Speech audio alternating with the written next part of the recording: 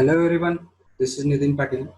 Today we are going to see how we can read images, actual images from the local directory and train using the simple convolution neural network. Last video we have seen that how we can read the images from the predefined datasets and train our model. Today we are going to see how we can read the actual images using the Keras. So to demonstrate that, I'm going to use the Google Colab notebook. So I have opened the Google Colab and I have renamed these to read images from the local directory and train our model. Okay. So for this, I'm going to use TensorFlow and Keras directories, Keras libraries. So I'm going to import some necessary libraries.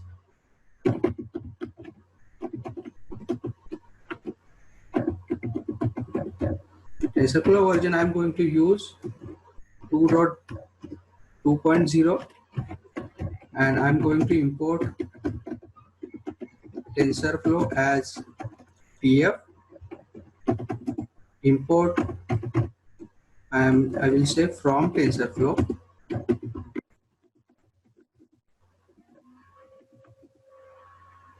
import Keras from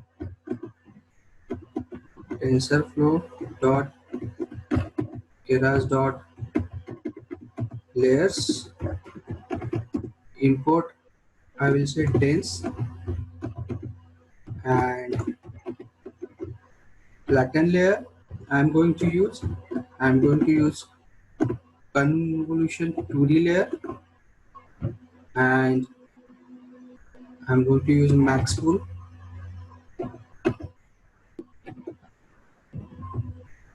Maxpool 2D layer. Okay, and from TensorFlow dot Keras import sequential layer. I'm going to import matplotlib dot pyplot as plt and I will say percent matplotlib. I'm going to import numpy as np and import pandas as dd. These are the necessary libraries which I'm going to import. So importing is taking time. I just forgot to set a, because we are running the deep learning model. So I'm going to change the runtime to the TPU for the faster execution. Okay, and I have reset the runtime.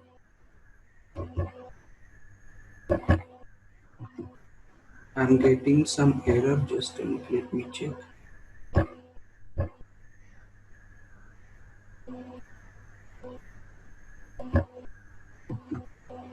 It is Gun 2D Max and Maxpool 2D.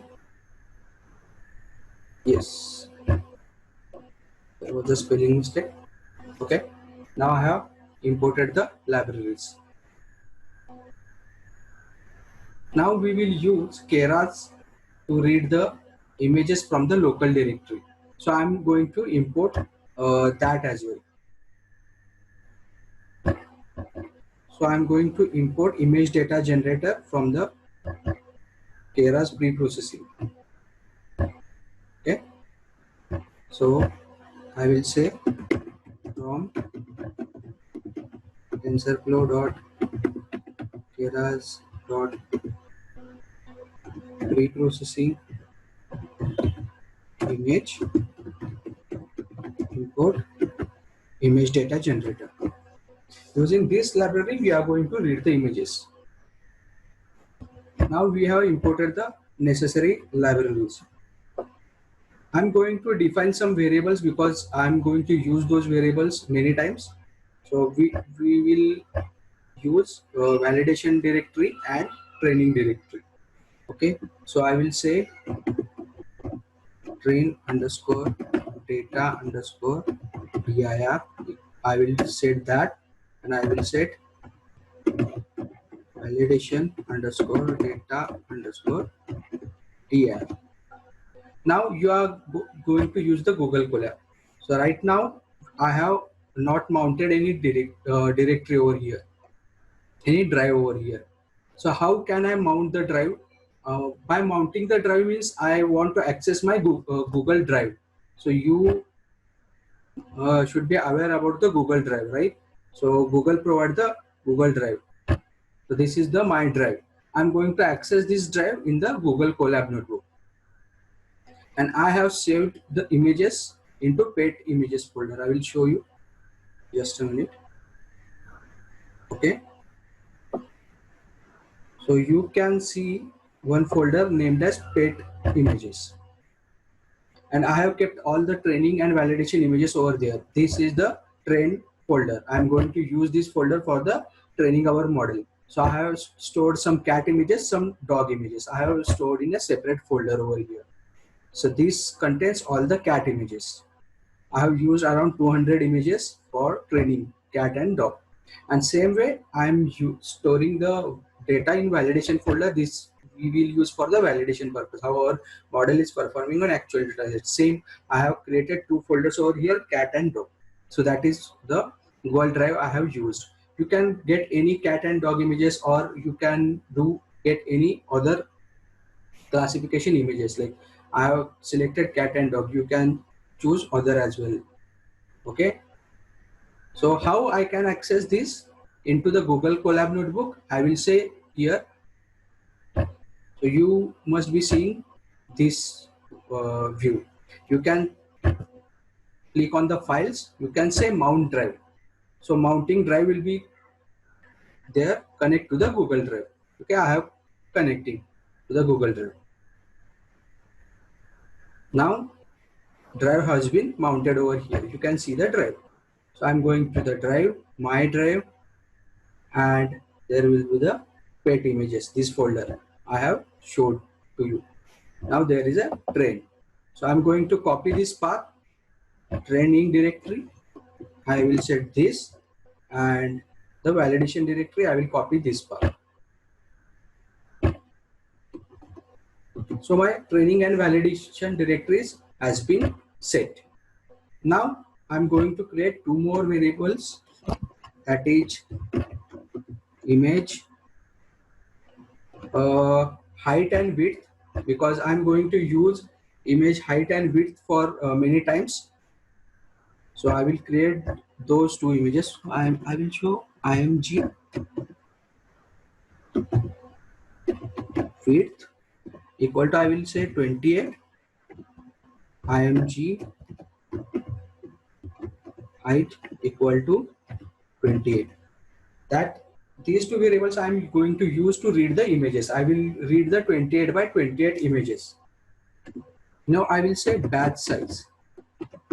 So how many images at a time I am going to read? Suppose I have thousands of images, but I cannot load thousands of images into memory because memory will get exhausted. So I will say say the batch size is 20. So at a time 20 images will be loaded into the memory. I have just created those variables. I will show you how can we read and where these variables will be used. Now we have to create a image data generator object to read the images. So we have already imported image data generator library. So we will create data gen is equal to, I will say image data generator,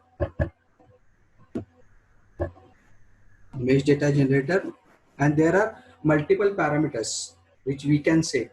Right now I'm just going to keep it as simple. I will only set the rescale variable. Okay, so rescale variable, I will set rescale equal to 1.0 divided by 255. Remember in last video we have divided our images with the 255 for normalization. Same this rescale does. I will show all those rest of the parameters in next video, how we can do data augmentation. On that video I will show you other parameters. So this way we have created the DataGen object. Now using this object, we will read the images. So this object has been created. So there is one method by which we can do the reading of the images. So I will say train underscore data gen train data generator. I will say data gen dot. This is the flow from directory, is the function to read the images from the directory. Okay, so there are multiple parameters for that. First one is data directory. So directory I will say train data dir. This is the train data dir. Second one is target size. Target underscore size. Target size I will say image width and image height. We have created two parameters for width and height, right? So I am going to say those image width comma image height. Okay. Now the next parameter is I will say classes. I have two classes, cat and dog. So I'm going to say cat first class and dog is the second class. Then I'm going to say the mode. Okay, class mode. Class underscore mode. Class mode I'm going to say binary. Why binary? Because we have only two classes. We are doing binary class classification. So I'm going to say binary over here. So this is for training data. So this flow from directory will read the training data. So we have to create the same way for the validation data, right? So I'm going to copy paste this and we'll create for the validation data. Train data dir, train data generator and validation data generator. Flow from directory, we will say validation data dir. Rest of the parameters will be the same, cat and dog and binary. So this way we have created the flow from directories. So it is showing found 400 images belonging to two class for the training and 200 images belonging to two class for the validation. Okay, now we can see how many classes it has been read and what is the meaning of those class. So I will say train data gen dot class indices. Okay, so if our model gives the output 0, it means it is a cat. If our model gives output 1, it will be the dog. So this way we can see how many what the images has been read with the 0 and 1. Now we will see the actual classes as well. So train data generator dot classes will show the actual classes. I will show train data. And I have mistyped this. Okay, this way we can see 0 means the cat and 1 means the dog. These are the target variable which the train data generator has created. Now we are going to create our model. So as usual, we have to go through the 3 steps. First define the model architecture, then compile our model, and then actual train our model, means model.fit. So firstly, I will define the model architecture. So I will say model equal to, I will create sequential object. This is the sequential object. Okay, so I will add the layers to the model dot add. I will say I will add convolution 2D layer. So for convolution 2D layer, how many filters I will say? I will say 64 filters I need. Then kernel size, we'll say get a 3x3 kernel. Okay. So this is the kernel size. The next parameter we are going to see the activation and input shape. Okay. So activation function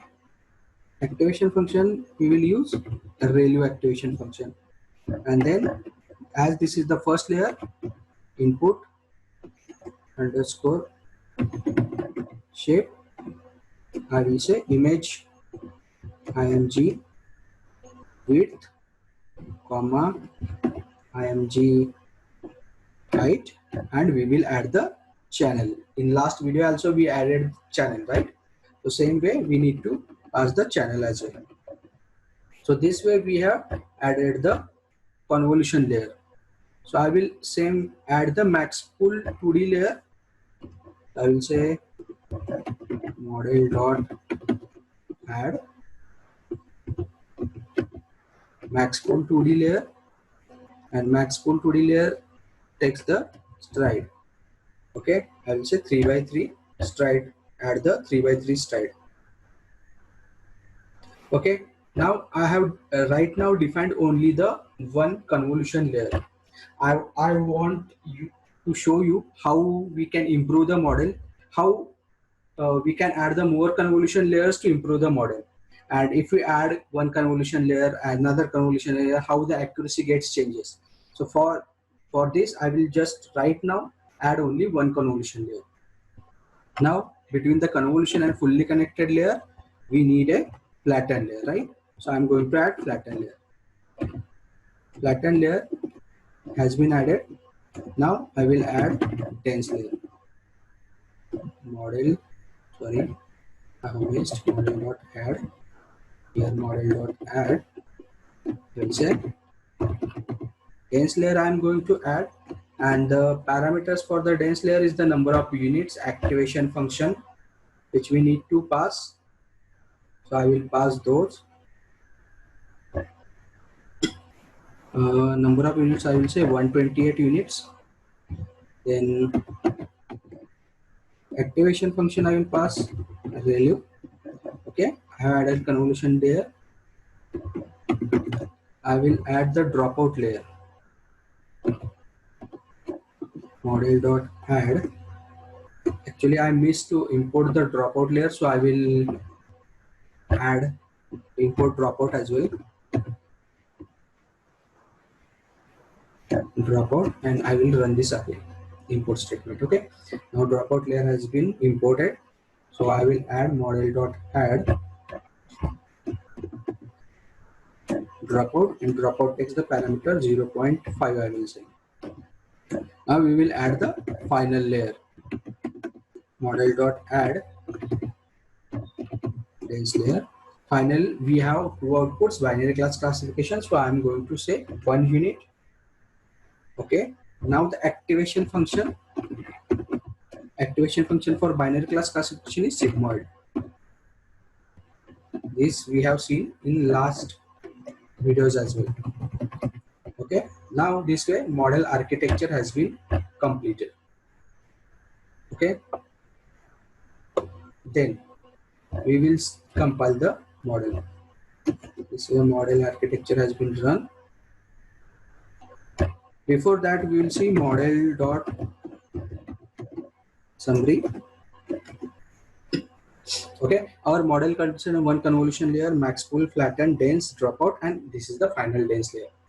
Okay, now we will see model dot compile. First optimizer, we will say Adam optimizer. Then loss function, we will say binary cross entropy because we have only two classes, and then matrices I will say the accuracy. Okay, so loss function is binary cross entropy, and matrices, we will say accuracy. Okay, this way model compilation has been completed. Now we will do model.fit. Now we are going to use the fit generator because we are reading images from the actual directories. So I will say history equal to model.fit generator. Okay, so fit generator takes multiple parameters. So first is generator. So we have created a train generator, right? Train data generator. Then there are parameters like steps per epochs. Okay, so I will say steps per epochs equal to, I will say length of train data generator. Then we have to provide the how many epochs should be there and validation data. Okay, and validation steps. So epochs, I will say 10 epoch. I will just say 5 epochs right now. You can increase the epochs and improve your model. Now validation data.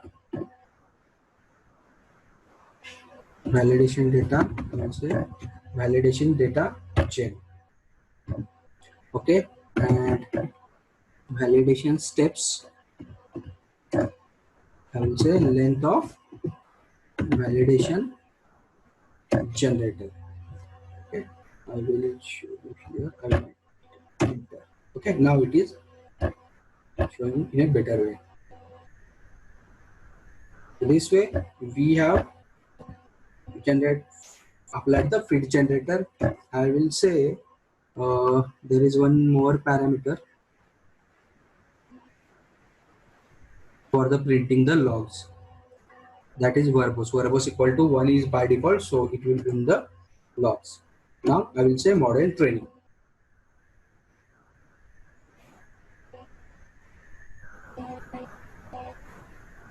You can see model training has been started.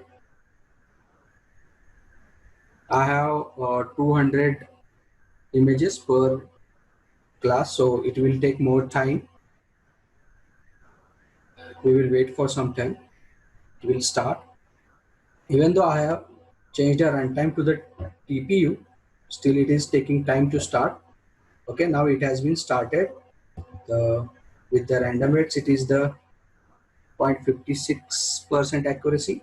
Now it is improving. So it will take more time. So I will pause the video for now. And once training has been completed, I will resume it.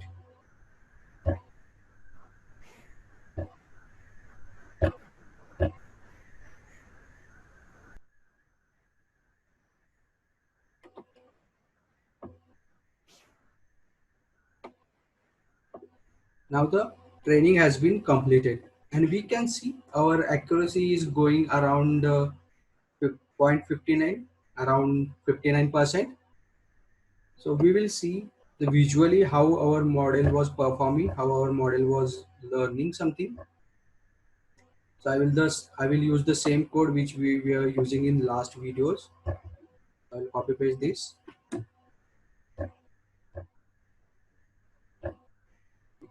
Okay.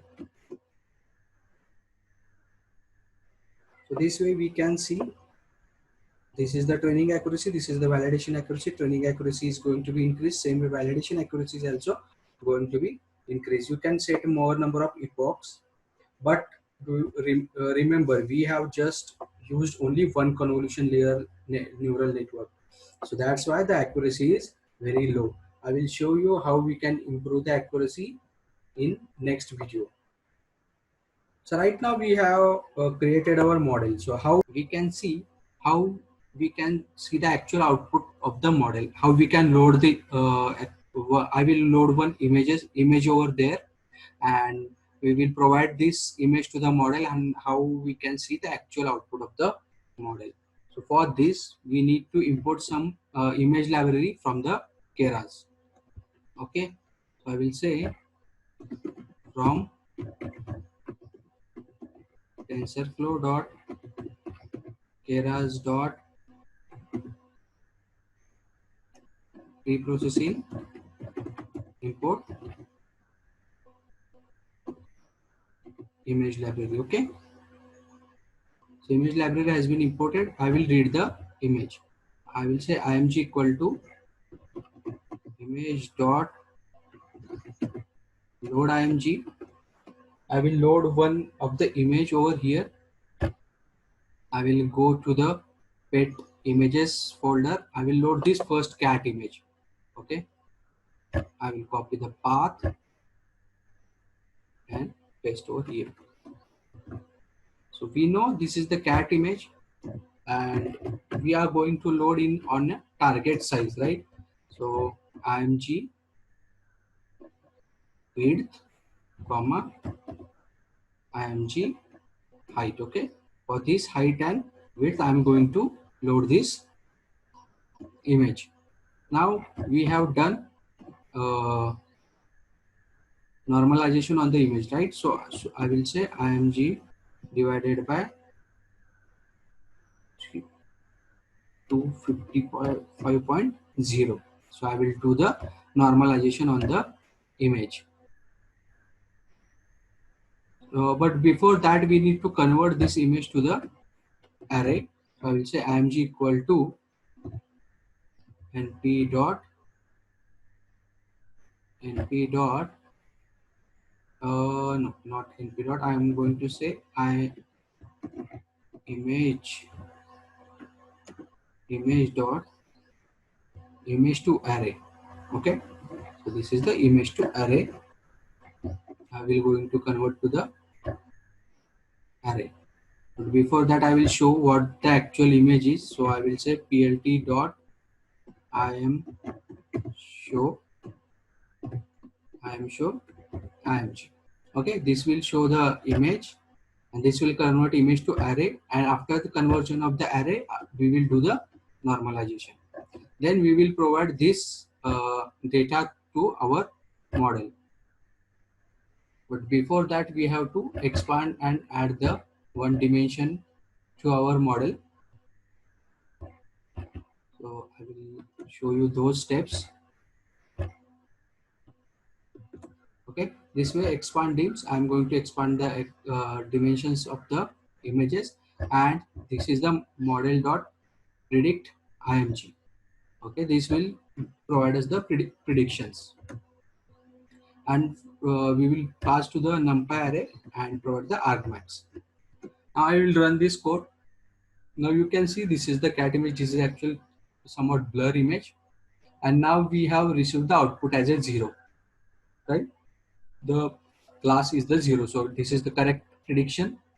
So this way we can load all the images and provide it for the prediction at a real time. Okay, this is it for this video. We have right now very low accuracy over here, so I will show you how we can improve the accuracy, how we can add the more convolution layers in the next video. Thank you so much. Please subscribe to my channel.